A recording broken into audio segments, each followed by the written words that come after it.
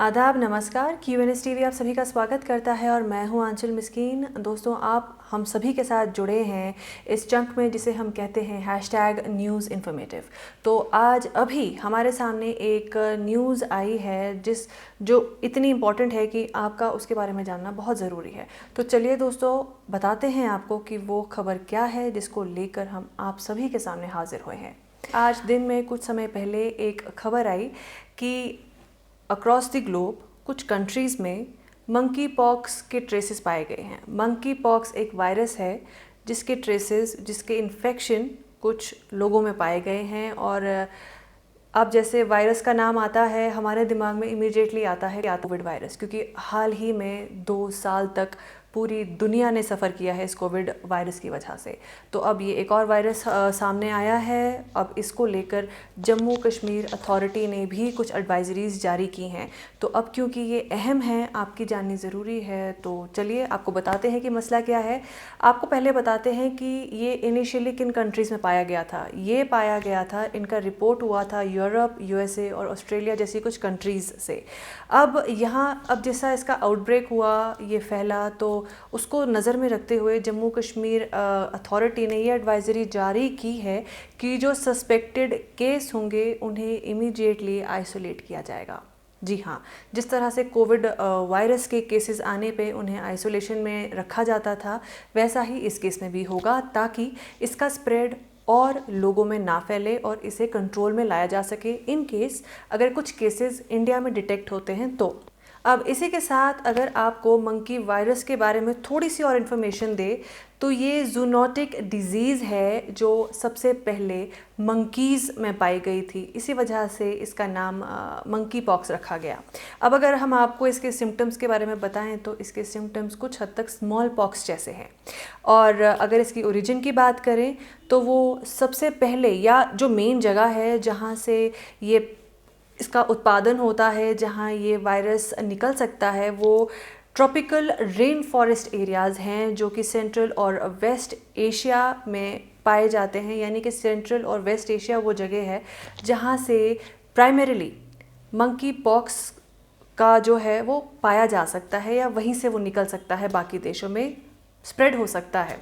अब यहाँ अगर हम आपको इसके स्प्रेड की बात बताएं तो ये स्प्रेड होता है जानवरों से इंसानों में और इंसानों से इंसानों में भी ऑब्वियसली ये स्प्रेड होगा। अब अगर आपको बताएं कि ये किस तरह से स्प्रेड हो सकता है तो ये ब्रोकन स्किन।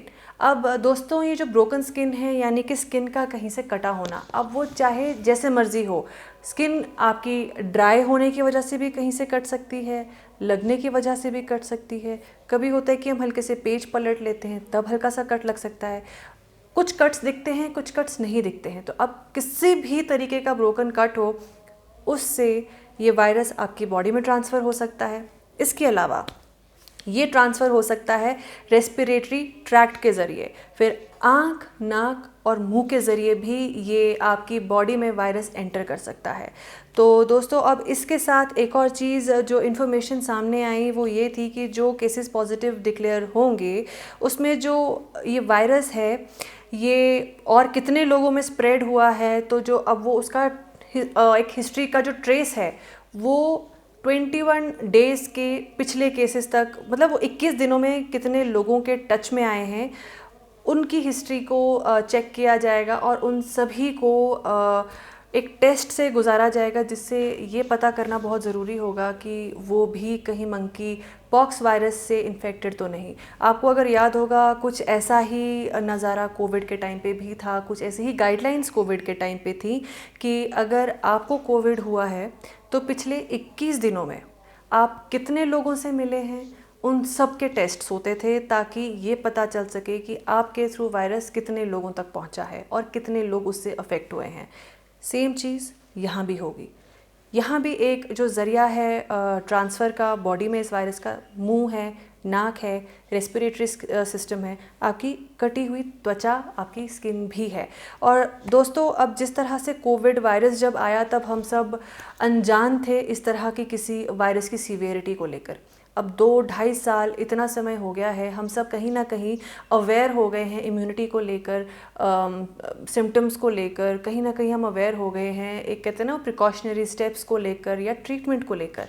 तो दोस्तों उन सभी चीज़ों को फॉलो करें, क्योंकि कोविड वायरस अगर जा रहा है उसका इम्पैक्ट कम हो रहा है, ऊपर नीचे हो रहा है। साथ ही में मंकी वायरस, ये जो मंकी पॉक्स वायरस है, इसके आने का भी अब अंदेशा जताया जा रहा है। तो दोस्तों अपना ध्यान रखिए, स्वस्थ रहिए। इसी बात के साथ आप अभी फ़िलहाल मुझे और मेरी टीम को दीजिए इजाज़त। अगर फिर कोई ऐसी खबर रही दिन भर की कि जो आपकी जाननी बहुत ज़रूरी होगी और इन्फॉर्मेशन के लिहाज से अहम होगी, वो हम आप सभी तक ज़रूर पहुंचाएंगे। अभी आप सभी मुझे दीजिए इजाज़त। नमस्कार।